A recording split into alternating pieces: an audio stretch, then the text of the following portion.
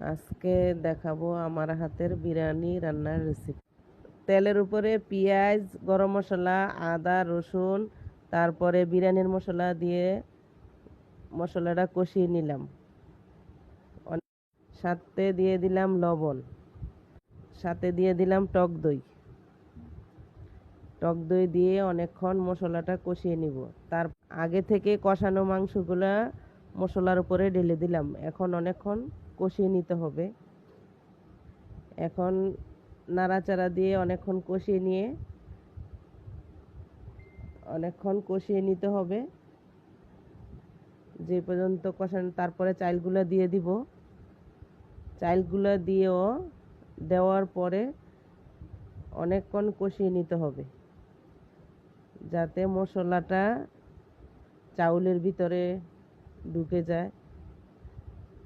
সুন্দরভাবে কষিয়ে নিতে হবে।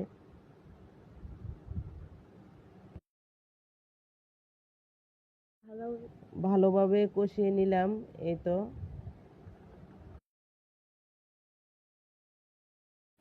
এই তো কষানো হয়ে গেছে। মাশাআল্লাহ, কালারটা অনেক সুন্দর আসছে। এখন পরিমাণ মতন পানি দিয়ে দিব। আমাদের কষানো হয়ে গেছে, পরিমাণ মতন পানি দিয়ে দিব। পানি দিয়ে সুন্দর করে লাড়াচাড়া দিয়ে মিশিয়ে নিব। তারপরে ঢাকনা দিয়ে ঢেকে দিব।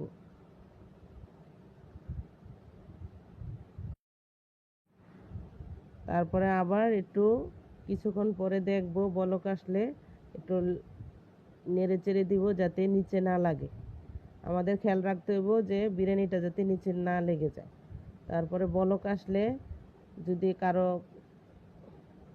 লোয়ার তাওয়া থাকে তাহলে নিচে দিয়ে দিবেন, চুলার নিচে দিয়ে হিটটা কমিয়ে দিবেন। দেখবেন আস্তে আস্তে আস্তে চালটা সিদ্ধ হয়ে আসবে।